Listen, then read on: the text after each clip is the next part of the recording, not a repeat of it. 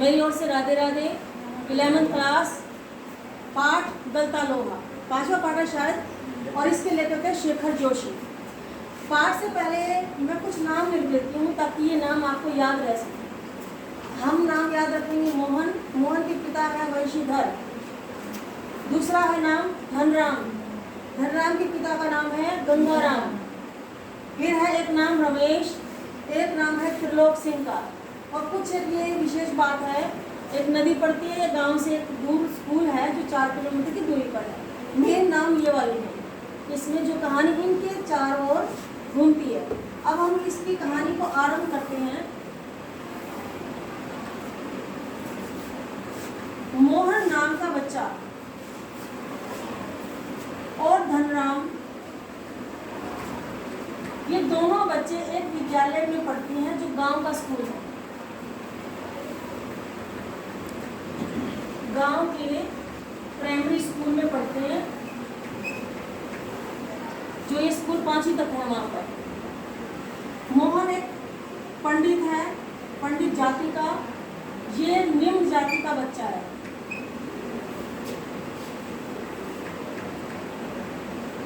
जिसके पिता लोहार का काम करते हैं। लोहार है ये, लोहार समझते हो, जो लोहे का काम करते हैं, छड़े बनाना, घसुए बनाना, धार लगाना, ये जितना भी लोहे का काम होता है, ये उनका आफर बोलते हैं। ये दोनों का एक आफर है जहाँ लोहे का काम बनता है ना, धोकनी चलती है और लोहे के औजार बनते हैं, उस दुकान को आफर नाम दिया जाता है। ठीक है। अब धनराम हो गया निम्न जाति का बच्चा, मोहन हो गए पंडित। इनके जो पिता है वंशीधर, ये वंशीधर पुरोहित, पुरोहिताई का काम करते हैं, अर्थात हवन आदि करना, धर्म कर्म के काम कराना। तो जो व्यक्ति काम करवाता है वो पंडित कहलाता है।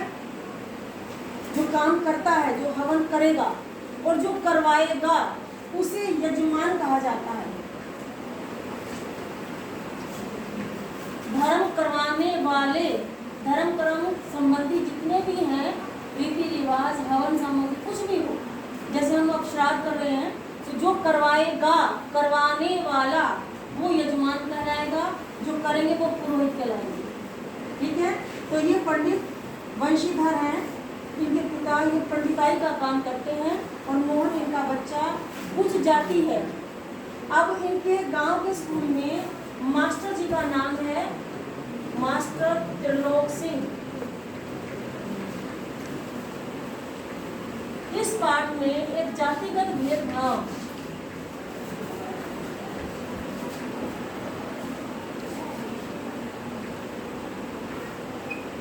इसको भी दिखाया गया है कि किस प्रकार एक विद्यालय के अंदर अगर जाति संबंधी भेदभाव बच्चे आ जाए तो उसमें किस प्रकार से उस जाति के बच्चे की तरफ विशेष ध्यान दिया जाता है और निम्न जाति के बच्चे की तरफ ध्यान कम दिया जाता है।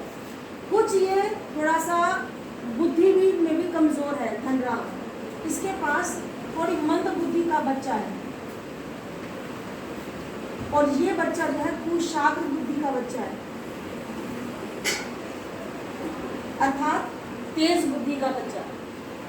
कई बार हो सकता है मोहन के बारे में आ जाए तो उसकी चरित्र की विशेषता लिखो तो हम बता सकते हैं कि किस किस प्रकार का बच्चा है। ये इतना अच्छा बच्चा है, इतना इंटेलिजेंट है कि इसे कक्षा का मॉनिटर तक बनाया जाता है। दूसरा, इस अगर बच्चे दूसरे नहीं सुनाते तो जैसे छड़ी से पिटाई का काम भी करवा लेते हैं। यानी ये बच्चा मॉनिटर जो होशियार बच्चा, वो निम्न बच्चों को या कमजोर बच्चों को, कमजोर बुद्धि के बच्चों को मार भी सकता है छड़ी से। एक तरह से उसको नियम उसको दे दिया कि, और ये जो निम्न जाति के बच्चे हैं या कमजोर बच्चे हैं, इनके मन में भी धारणा है कि ये पंडित हैं, ये उस जाति के हैं, तो इनके पास अधिकार है हमें मारने का। तो इसलिए ये कोई अपने मन में वैर भावना भी नहीं रखता। धनराम मोहन के प्रति किसी भी प्रकार की वैर भावना नहीं रखता, क्योंकि इसके मन में भी जातिगत हीनता का भाव इसमें आया हुआ है। एक बार क्या होता है, मास्टर त्रिलोक जी धनराम को 13 का पढ़ा याद करने के लिए देते हैं और लगातार कई दिन हो जाते हैं धन राम को 13 का पहाड़ा याद नहीं होता, और बार बार पूछने पर ये 13 का पहाड़ा 3 या 4 तक सुनाता है, 13 3 39, 13 34, इस तरह से। इतने में सुनाने के बाद फिर से वही फिसड्डी वाला हरकतें हो जाती है, इसे याद ही नहीं आता है। तो त्रिलोक सिंह जी इसके लिए एक उक्ति का इस्तेमाल करते हैं कि तेरे दिमाग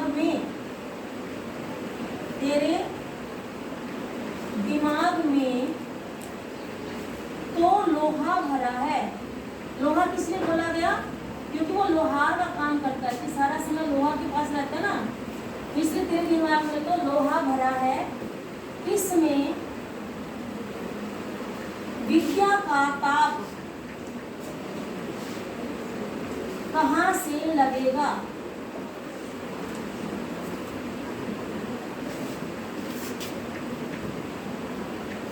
कि जब लोहा भरा हो, दिमाग में लोहे का काम कर रहा है, तो विद्या कहाँ से आएगी? विद्या का ताप क्यों बोला गया?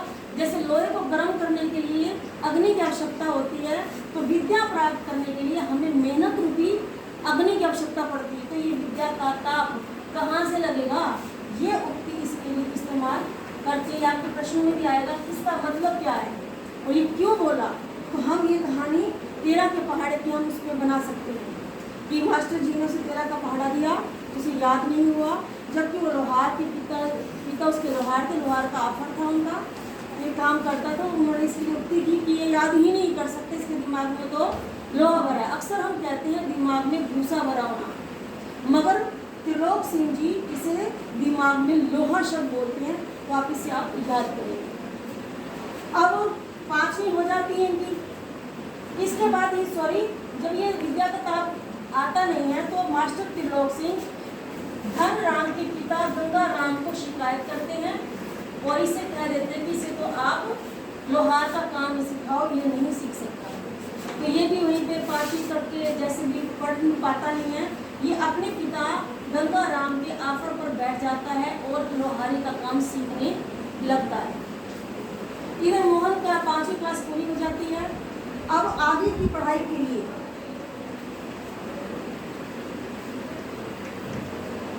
पिता वंशीधर परेशान रहते हैं कि अब इसे कैसे पढ़ाया जाए, क्योंकि जो इनका गांव था,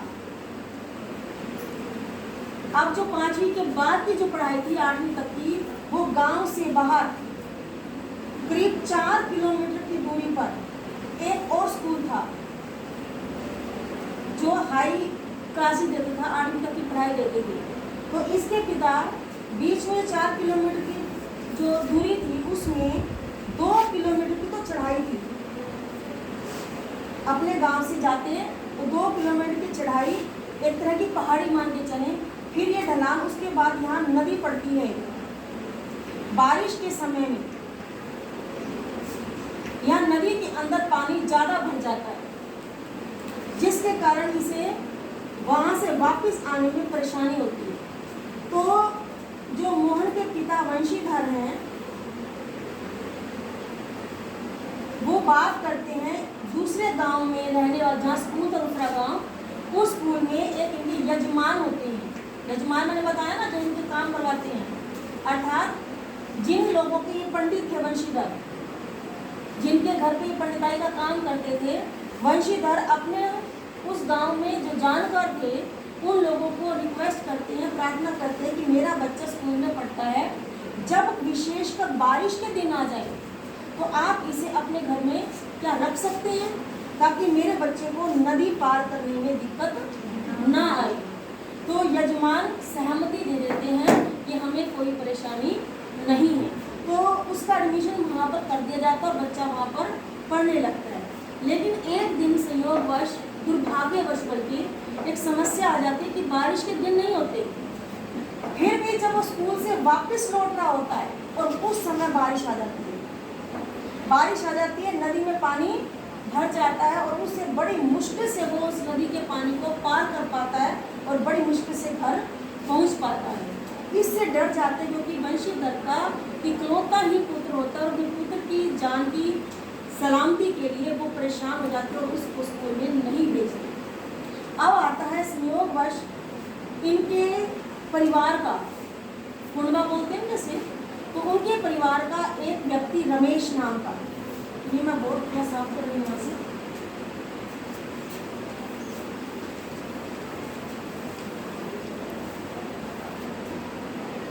रमेश नाम का व्यक्ति इनके गांव में आता है, वंशीधर के घर पर, जो कि इनका रिश्तेदार है, वंशीधर का रिश्तेदार है।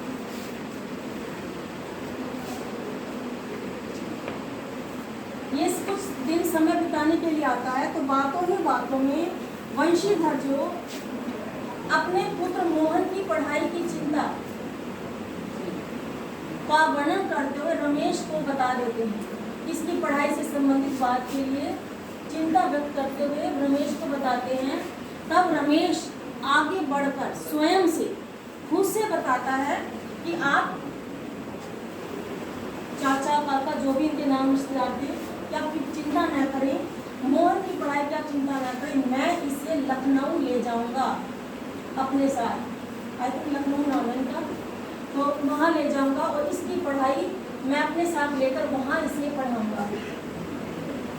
वंशीधर ये सुनकर बहुत खुश होते हैं और ये कहते हैं कि इसीलिए कहा जाता है जो रिश्तेदार हैं, मित्र हैं, वो संकट के समय में भी साथ देते हैं। वो प्रसन्न हो जाते हैं और मोहन को रमेश के साथ भेज देते हैं। ये अध्याय एक था मोहन के जीवन का, जो गांव में गया। अब दूसरा अध्याय जीवन में शुरू होता है मोहन का, जो लखनऊ अर्थात शहर में जाने पर होता है। रमेश के घर पे उसकी भाभियाँ जो भी हैं वो लोग वहाँ रहते हैं, कई औरतें हैं उनके परिवार में, एक संयुक्त परिवार घर है वहाँ। अब रमेश के घर के अंदर मोहन रहने लगता है और उसका एडमिशन, उसका दाखिला कि उसी शहर के एक सरकारी स्कूल में करवा दिया जाता है।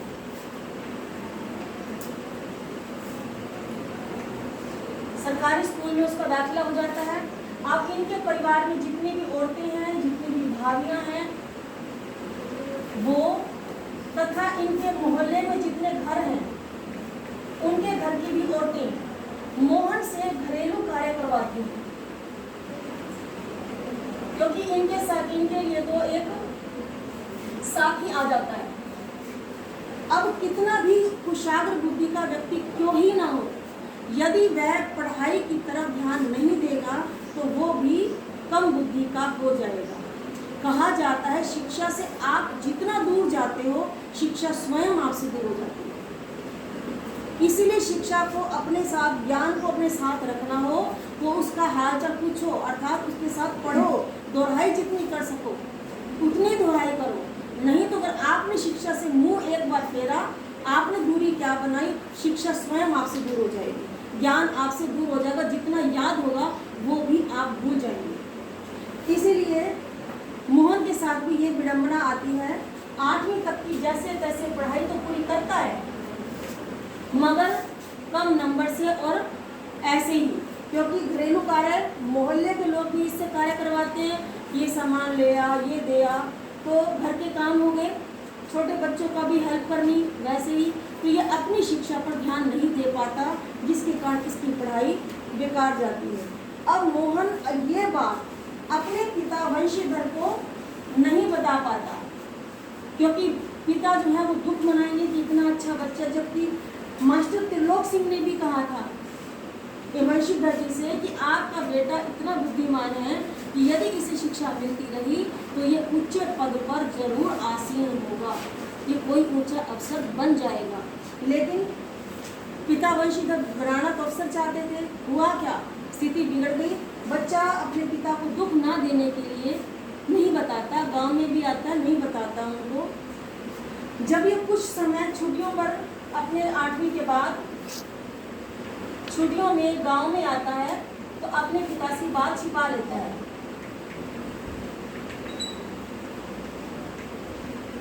क्योंकि आगे पढ़ना जरूरी था। पिता से बातचीत छिपाता है, लेकिन छुट्टियों के बाद जब ये दोबारा रमेश के घर जाता है तो वहाँ ये महसूस करता है कि अब रमेश या उसका परिवार इसे आगे शिक्षा के स्तर पर पढ़ाने के मामले मामले में सहमत नहीं है। इसे मोहन को महसूस हो जाता है कि रमेश और उसका परिवार अब इसे शिक्षा किसी भी स्कूल में एडमिशन दिलाने के पक्ष में नहीं हो रहे। वो चाहते हैं, वो समझाते हैं कि जितने भी व्यक्ति BA MA किए हुए हैं वो भी बेरोजगार हैं, इसलिए पढ़ाई की बजाय किसी रोजगार वाले, जहाँ रोजगार सिखाया जाए, रोजगार वाले स्कूल में, यहाँ रोजगार इसलिए लिखा है कि जहाँ ऐसा काम सीखे जहाँ आपको बाद में रोजगार मिल सके, अर्थात हस्तकला, अर्थात हाथ का कार्य, यानी तकनीकी स्कूल। इसमें शब्द आया हुआ है तकनीकी। किसी तकनीकी स्कूल में इसका दाखिला करवा देते हैं। 8वीं क्लास के बाद किसी तकनीकी स्कूल में जाओ, कोई काम धंधा सीखो। काम धंधा सीखोगे तो आप अपना रोजगार खोल सकते हो और धन कमा सकते हो। तो इसका एडमिशन, इसका दाखिला एक तकनीकी स्कूल में करवा दिया जाता है। जैसे तैसे 10वीं करता है, फिर उसके बाद ये अपना कमाने लगता है कारखानों में और फैक्ट्री में। फैक्ट्रियों के अंदर ये अपनी नौकरी करने लगता है। इसका तो कहाँ ये सोचा गया था ऊंचा अफसर बनेगा, कहाँ ये फैक्ट्री का एक वर्कर बनकर रह गया। अब ये वहाँ स्थान छोड़कर अपने गांव में वापस आ जाता है कि अब वहाँ कोई भविष्य नहीं है, इससे अच्छा तो मैं खेती बाड़ी में अपने पिता की सहायता करूँ। अब गांव में वापस, जब ये गांव में लौटता है तो गांव में वापस अब फिर से इसका दृश्य बदला। पहले गांव में था, फिर ये शहर में गया, शहर से वापस अब गांव में आ गया। मोहन पंडित है, मोहन के पिता वंशीधर अब बूढ़े हो चुके हैं। इन्हें अब अपनी पंडिताई करने के लिए किसी यजमान के घर जाना होता है। ये बीमार होती हैं और मोहन को कहते कि तू चला जा, लेकिन मोहन इसके पक्ष में नहीं है और वो कहीं ना कहीं असहमति जताता है और हसुआ लेकर खेतों में चला जाता है कि आसपास की जो झाड़ियाँ वगैरह हैं उन्हें हटा सके। फिर देखता क्या है चलते हुए कि इस हसुए में धार नहीं है। धार नहीं है तो रास्ते में धनराम का आफर पड़ता है और वो उस आफर पर इसकी धार बनवाने के लिए मोहन पहुंच जाता है। धनराम अपने लोहे का काम कर रहा होता है। उसके पास एक छड़ होती है, मोटी सी, एक लोहे की मोटी छड़ होती है, जिसके अंदर वो उसको गर्म करके उसको ताप देकर गोल करने का प्रयास कर रहा था। उसको लोहे का एक गोल सर्कल सा ऐसे बनाना था लोहे की छड़ से, मगर उससे वो बन नहीं रहा था। धनराम के पास जब जाता है और पहचानता है कि तुम धनराम, और बचपन में अपने मित्र को पहचानने के बाद वो इज्जत करते हैं। और धनराम के मन में तो पहले ही था कि मैं निम्न जाति का हूँ और ये बड़ी जाति का है, तो कहता है कि तुम्हें आने की ज़रूरत नहीं थी, क्योंकि आफर के ऊपर नज़दीक खड़े रहना भी उचित नहीं है उस जाति के व्यक्तियों का। अगर आप मुझे कहते तो मैं ही आ जाता। धनराम ने कहा ये बात, धनराम ने कहा कि मैं ही, आप मुझे बताते मैं ही आ जाता और ये हंसुआ लेकर धार लगाकर आपके पास दे जाता। तो मोहन को बड़ी, इसको धनराम को हैरानी होती कि मोहन वहीं पर खड़ा हो रहा है और धार लगवा रहा है। इतने में फिर वो धार लगा के देता है और फिर वो लोहे की छड़ को गोल करने का प्रयास कर रहा है और उससे लगातार वो गोल जो है लोहे की छड़ गोल नहीं हो पा रही। इतने में मोहन से सबर नहीं था कि काम का धनी, हाथ का धनी वो भी था। वो तुरंत आफर में अंदर आता है, धनराम के हाथों से वो छड़ छीन लेता है और सही जगह पर चोट मार देने से वो छड़ गोल हो जाती है और वो गोल करके वो छड़, गोल वाली छड़ जो है मोहन धनराम को दे देता है।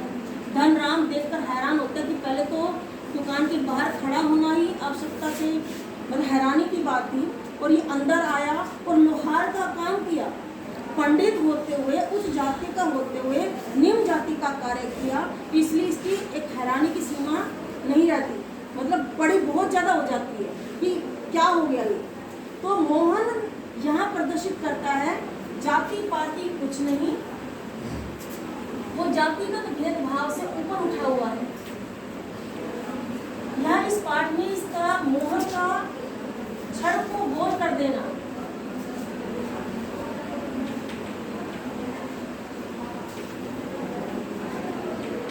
जो लेखक ये यहाँ एक कार्य करवा रहा है उस जाति की व्यक्ति से, यह समझाना चाह रहा है कि कार्य ना तो कभी कोई छोटा होता है, ना ही कार्य कोई बड़ा होता है।